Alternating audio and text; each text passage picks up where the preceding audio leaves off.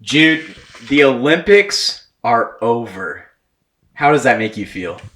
I'm just entirely frustrated today, and I have been for the past 200 years. Wait, that's 200 years. What? Oh, but the Olympics ended just a few days ago for us. Have you been able to sleep? Have you been crying in your sleep every night?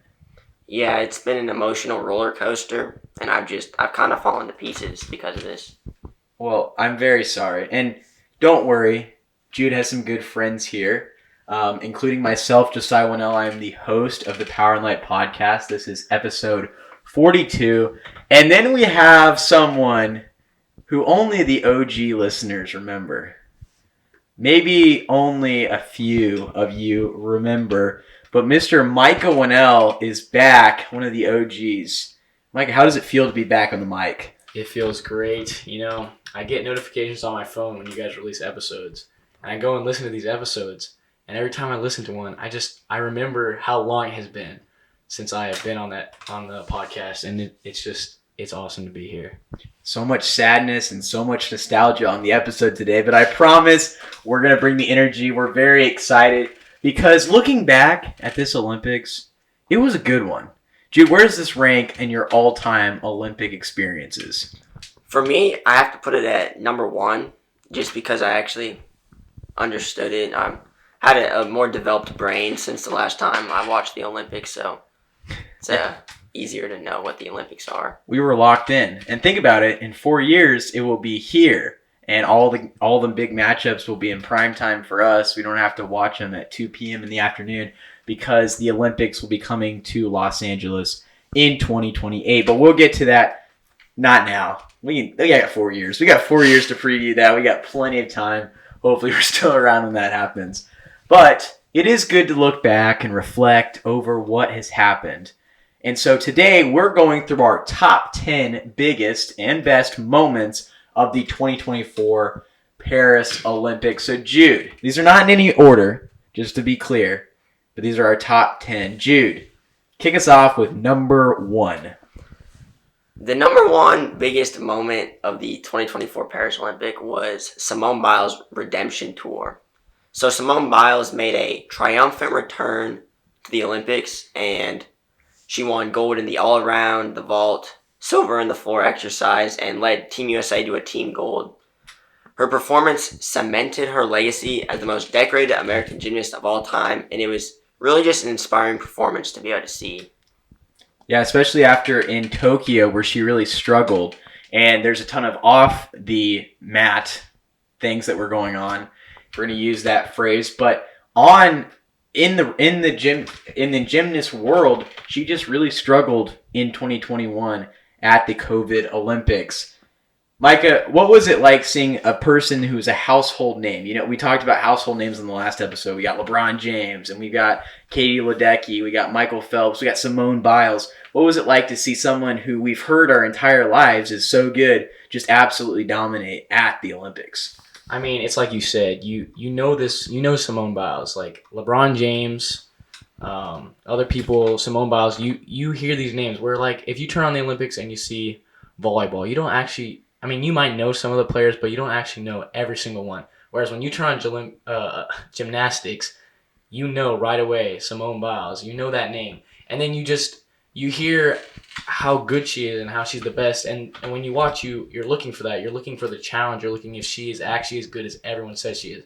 And in this Olympics, you saw her talent and how she just utterly dominated the competition. Yeah, the people who are icons, especially in the Olympics, set the bar. And so when she came in the first week and said she was going to unveil a new move, she's just setting the bar higher and higher and higher. And that's what the GOATs do. And I think that's what she did here with a huge, huge performance at the Olympics, including for gymnastics. USA Gymnastics had a great week. We'll talk about 2 weeks. We'll talk about the men's in just a little bit. But speaking of GOATs, let's talk about Katie Ledecky, Micah. All right, so I have number two, Katie Ledecky's 800-meter freestyle victory. Ledecky won the 800-meter freestyle for the fourth consecutive Olympics, becoming the first woman to achieve such a feat in an individual event. This victory also brought her total Olympic gold medals to 10, making her one of the most successful swimmers in the history of the Olympics. Yeah, and it's just one of the few competitions that she dominates in. She also competed in the longer distance races, but this is the one that was incredible. 4 consecutive Olympic medals. Four consecutive Olympic gold medals. That's incredible. Jude, what does that look like in a national? I mean, that's 16 years of just dominating a certain sport. What comparative do you have to this? The only comparison I can think of is just like the United States just dominating other countries and just the aura that they have. Everybody always watches the United States and what they're going to do. And that's why they're always at the top of the total medal count, because they're expected to do well. Ledecky's the same way. People just see her and they know she's going to perform well. And it's just watching her, and just the announcers do a really good job of the swimming events, making it seem like it's going to be close. But in the end, it's just not even close, and it's just complete domination. They do their best, and it is a good effort. But yeah, it's just with swimming, there's a couple individuals that are just that good. Now, I was surprised to learn 2 new names this year. Now, not from America. We have Leon Marchand from France, who is the new Michael Phelps. Mikey, did you get to watch any of him, and what's your thoughts on him? I did watch some of Leon's swimming, and it was fun to watch. You see the crowd. I'm pretty sure one of his races they were chanting his name. It was just everyone was excited to see this new guy race, and they were talking about how Michael Phelps' coach is actually Leon's coach, and how that connection right there. And then after one of his races, I watched Michael Phelps on an interview talking about just like the details of the race, and it is fascinating how much you have to work in a simple race. So I watched that, and yes, it is very entertaining. There's a very small margin of success. A small margin of difficulty. There's very few mistakes that you can make if you still want to win. But I saw that same interview, and it was Mike Tirico sitting next to Phelps watching the race, and Phelps was going like crazy, like it was his brother that he was watching. It was incredible to watch that and see the connection they have, even though they're from different countries. The other name that I wanted to mention was Summer McIntosh from Canada. She's the next great Canadian swimmer. But I just wanted to mention her just to give her some respect after she had a great performance at the Olympics. Number 3, I have the honor of sharing about. We just talked about the dominance over 16 years for Katie Ledecky. Well, Mian Lopez is a Cuban wrestler who just won his 5th consecutive Olympic gold in Greco-Roman wrestling, becoming the oldest wrestler to win an Olympic medal at age 41. If you want to do a little bit of math there, 5 consecutive medals is 20 years of competition, but 5 consecutive golds, it sets a record. And man, that just shows something incredible. We talked about dominance in a sport. That's just what the Olympics are. Sometimes you just have people who are really close. We have photo finishes all the time. Then we have guys and gals that just are so much better than the rest of the competition, and they've set that bar high.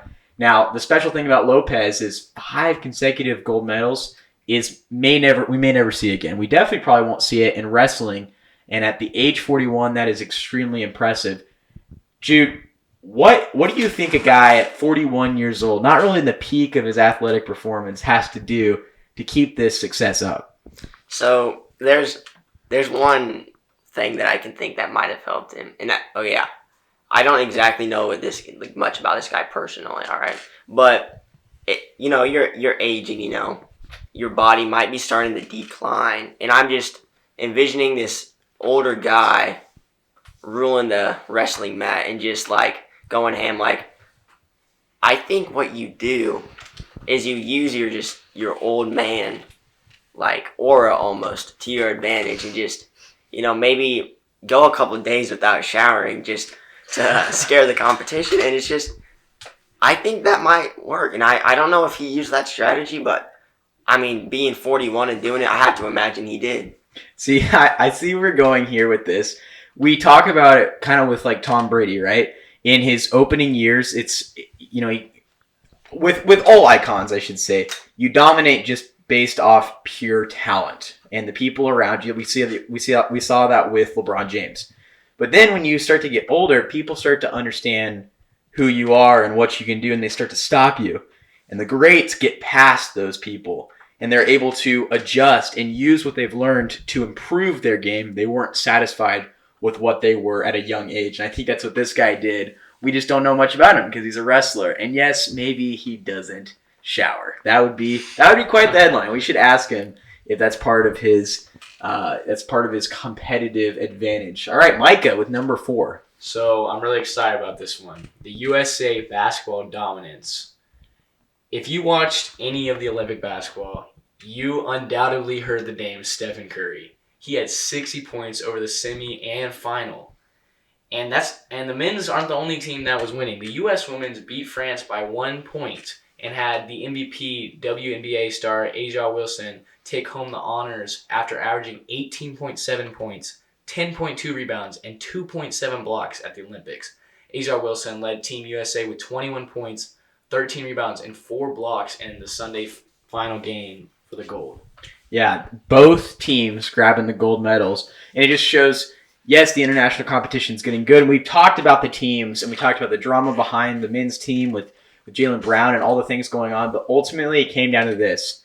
Stephen Curry just put the team on his back in his first Olympics and carried him to a gold medal. And I think that there's other role players. They played a huge part. I think LeBron James had some of his best passing that I've ever seen, ever. And KD was incredible. Embiid played well, especially with all of the drama with France. But both teams ended up playing the French national team in both the men's and women's games. And I think we'll get to that in a second. Jude, just initial thoughts first on both teams winning. I mean, I think it's impressive. The women's team in specific, just the last gold medal game of the Olympics, and just the anticipation of, will the United States tie China with gold medal count? I think just the suspense that built up to that game was really good. And I don't know if they planned that, but maybe they did. There was just definitely suspense involved. Micah, what were your thoughts on the basketball performance for the U.S. men's and women's teams? So Jude talked a little bit about the women's team, and to be honest, I didn't watch as much of their games, but I did watch most of the men's games, and it was fun to watch. You see these people that everyone knows. You see Kevin Durant, LeBron James, Joel Embiid, and Stephen Curry, who personally, when the Olympics started, it was his first Olympics. I wasn't sure if he was going to have a big impact. He's a smaller guy, and there's people on this team like LeBron and Kevin Durant. And Kevin Durant was coming off an injury, and you had some doubts about his playing and his playing time, and those were questions that came up. But when you go back and watch the games, you see them silencing the people who were talking about that. Kevin Durant putting up points, playing amazing defense, and then you see Stephen Curry, both sides of the floor, playing amazing defense. He was using his handles to create shots. He was making tons of threes, and he was creating shot opportunities for his teammates, which is very valuable, and he was contributing a ton. Yeah, it felt like some of those guys who have to be the offensive firepower on their NBA team were able to be more comfortable on the defensive side because they realized that there were other scorers on the team. Now, Jude, the only other comment I have on this is Tyrese Halliburton, who's one of my favorite players in the NBA. He plays for the Indiana Pacers. He played, I believe, a total of like 26 minutes over all of Olympic play, so not very much. He scored like 8 points. And he posted a picture on Twitter, I believe, with him and his gold medal, and it said, me when I don't do any work, but the team gets me an A. Jude, have you ever been in school and the squad just pulls you to an A? And is this a good correlation for Halliburton here?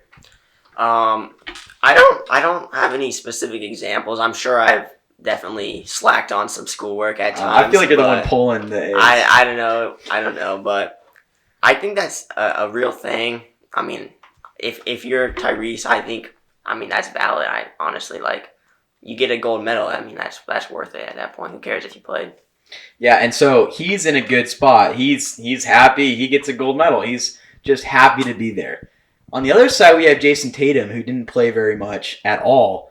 And most of the games, he ended with his practice jersey still on. He never got put in a couple of the games. and there's a lot more drama there. People are very frustrated. Michael, why do you think Jason Tatum didn't play? And do you have any comments on why he should be? Why he should be offended? Is that okay? Is that wrong?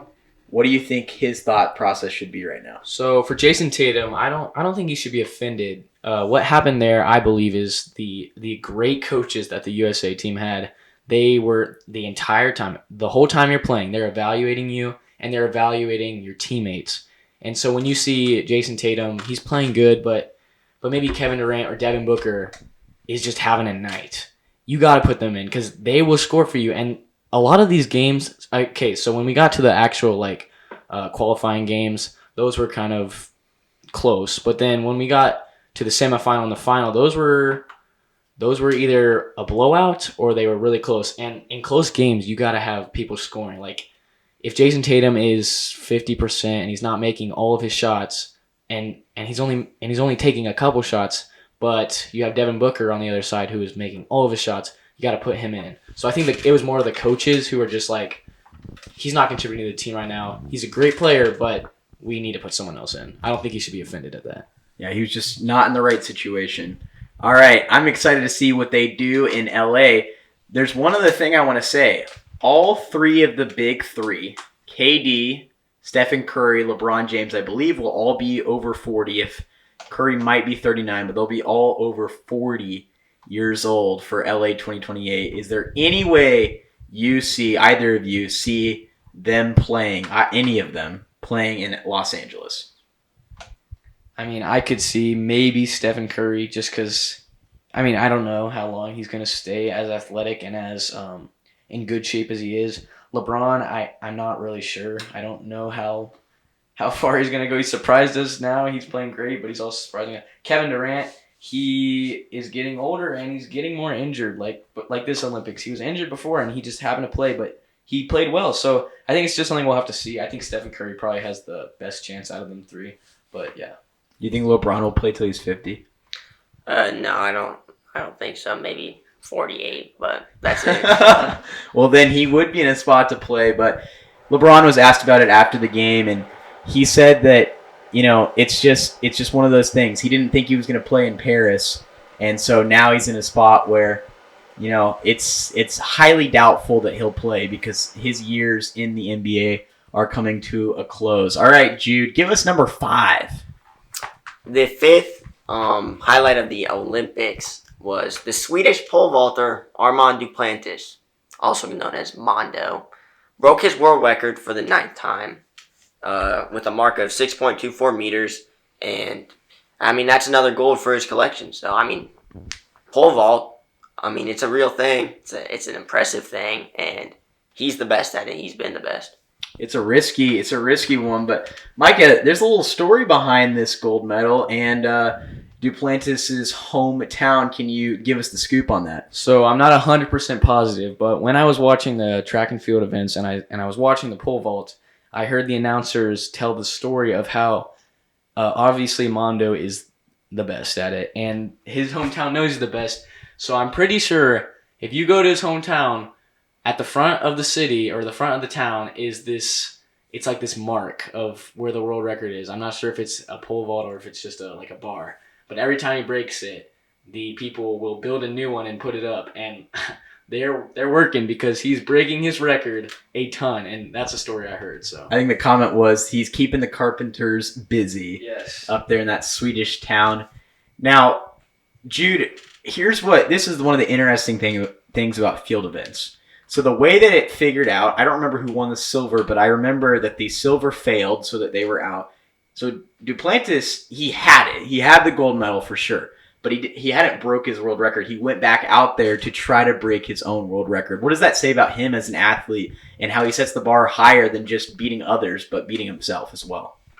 So I think that's really good. And one of the most fun things to watch at a track meet is seeing the pole vaulters who have won the competition and everybody in the crowd is just clapping and giving them a rhythm almost just to break their mark and just to see how high they can go. And it's just one of the more fun things to watch, just how high can they go. And just seeing the pole vault as well, it's just so cool to see how high they can go.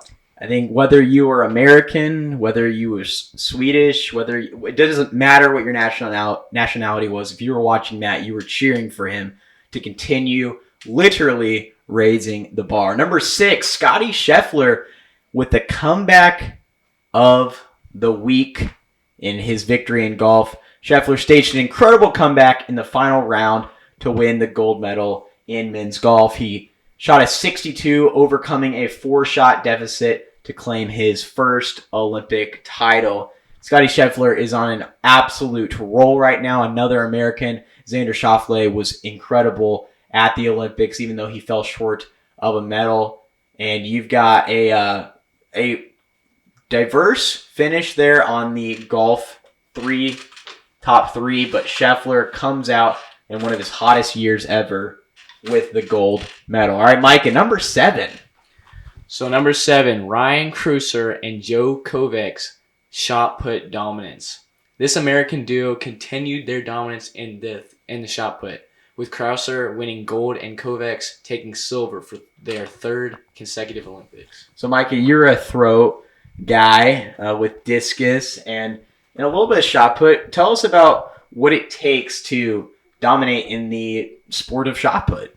So, I haven't done a ton of shot put, but I know how to do it, and I've watched some people throw the shot put really far. And when you're watching, sometimes you can just overlook it and see it as big people throwing a ball as far as they can, which is what the sport is. But there's stuff that you don't see, like their footing. Like when you line up to throw the shot put, you want to keep your feet as straight as you can, and if they're just a little off, that can take distance off. And when you lose distance, especially in the Olympics, that is a big deal. You see them getting down and launching their entire body using their legs to have the ball glide instead of just throwing it straight up. And it's just these little things that you look for, and it looks like through their silver and their gold that they were executing and they were doing perfectly how you should throw the ball, and it was just entertaining to watch. The American duo keeping up right where they picked off. All right, Jude, number 8.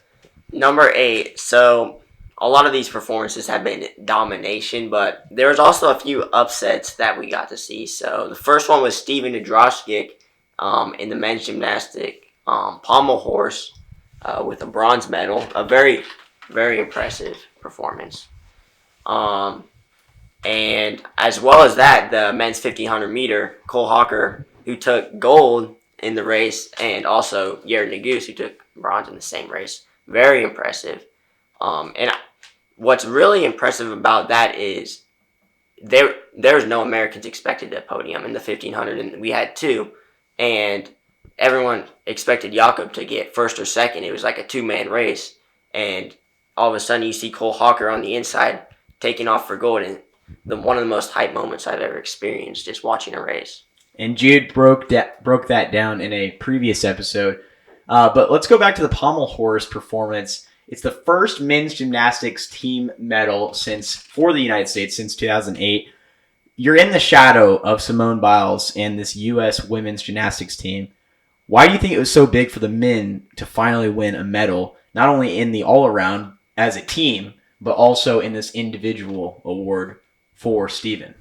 So I think part of the reason it's a big deal is in the United States, gymnastics for men is like, it's not the biggest sport. And there's like football, baseball, basketball are a lot bigger than men's gymnastics. So I think just being able to set this almost a new culture in the United States of Americans being able to be really good at men's gymnastics, I think that creates a lot of room for the future of new athletes coming up and performing well in the Olympics. And it's just watching that. They talked about it on the broadcast that there's social media, one of the men's gymnastics guys posting on social media teaching younger people how to do certain gymnastics thing. It's creating this new culture that will help men's gymnastics thrive in the future. Micah, what was your opinion, or not opinion, what was your takeaway from Nadroskic's performance, and why has he become an internet meme? I thought it was hilarious that you look at these really strong, hyped up, like when I say hyped up, I mean jumping up and down, yelling as loud as they can. This team who is doing great, and then you look in the corner and you see this guy with his hood up. Looks like he's taking a nap. Just he's locked in. He's fully locked in, and then you're like, what is he doing? Is he a part of the team? And then you hear the pommel horse event, and he takes off his gear, and he's in his suit, and he's ready, and you see him absolutely destroy. And you're just like, well, I mean, you do what you got to do to lock in. So that's what I took away. I thought it was pretty funny how he just was silent, and then his performance was amazing. The closer came in and secured some medals for U.S. men's gymnastics. All right, number 9. This might be number 1 on the list. I don't know, Jude. You go start analysis in just a second. Snoop Dogg and Flavor Flav viral cheerleading. Both rap legends Snoop Dogg and Flavor Flav became unlikely stars of the games, with Snoop serving as the correspondent for NBC, so he was all around for NBC, and lesser-known Flavor Flav acting as the official hype man for the U.S. water polo team. Both of them delivered memorable moments. Jude, what's your opinion on these rap legends coming in and kind of taking over the Olympics this year? I mean, I think it's incredible. I think Snoop Dogg is just an inspiration for pretty much everybody in the entire world. I mean, seeing him so hyped and, showing his crazy shirts, that's incredible. And just that just brings a lot of exposure, not only to the Olympics, but just to celebrities, supporting the Olympics. And Flavor Flav, I'm not even sure who that is, but acting as the official hype man for the U.S. water polo team, that is Flavor Flav being paid for this? If it's official, I think Flavor Flav deserves it. So, I think he was paying for them to have stuff that he was rocking his drip that was waterproof. He made sure to let us know that it was waterproof so he could go into the water with the U.S. Women's water polo team. But you mentioned the exposure that these guys brought to the Olympics.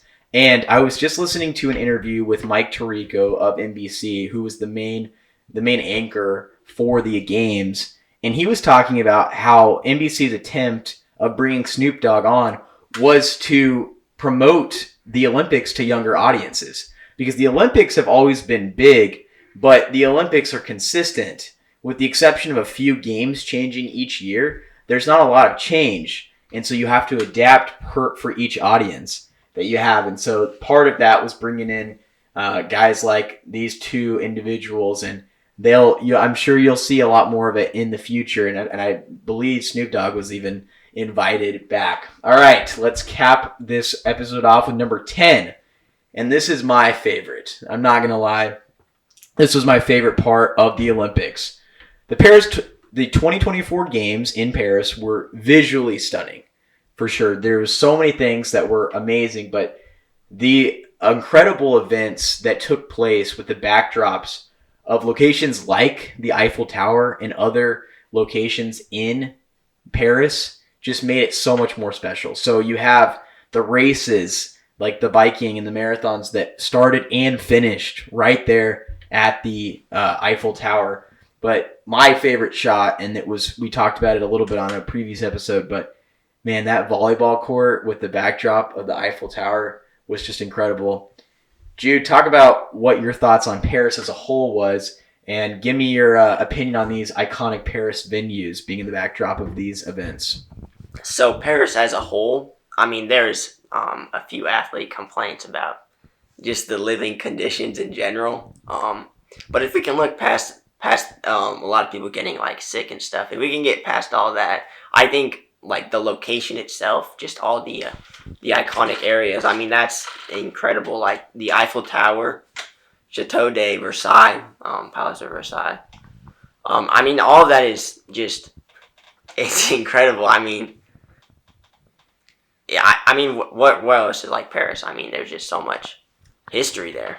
Yeah, exactly. There is so much history, and I think because the Olympics are so surrounded by history, they're trying to break records that we've seen in history. They're trying to they started in Athens so many years ago. I think history is important, and it was really cool for me visually to see all of these places. It just inspires me to go to Paris even more. So Jude mentioned the living conditions that weren't so great. They talked about calling the bed cardboard, and people were getting sick. I would wager to say that it's a guarantee that Los Angeles is just way better for the athletes. The living conditions. Would you, based on the exposure it got this year, would you join that wager and say, yeah, Los Angeles committee who's getting this ready is going to make sure that these Olympics are treated like luxury?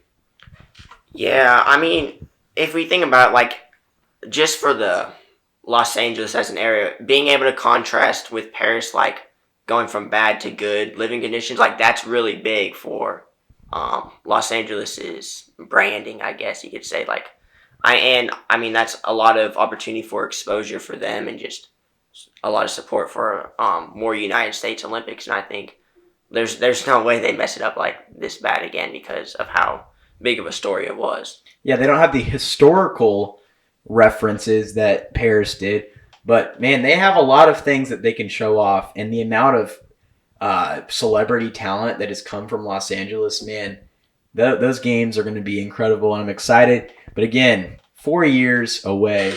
The only other thing I want to talk about is the Americans tied with China for 40 gold medals, for the most out of any countries. But America blew everybody away with 126 total medals, the most wins for America in over 40 years. Micah, just share about what Team USA did this last couple of weeks and why you're so impressed with them. I mean, they put on a show. You see 40 gold medals. Is that what you said, 40?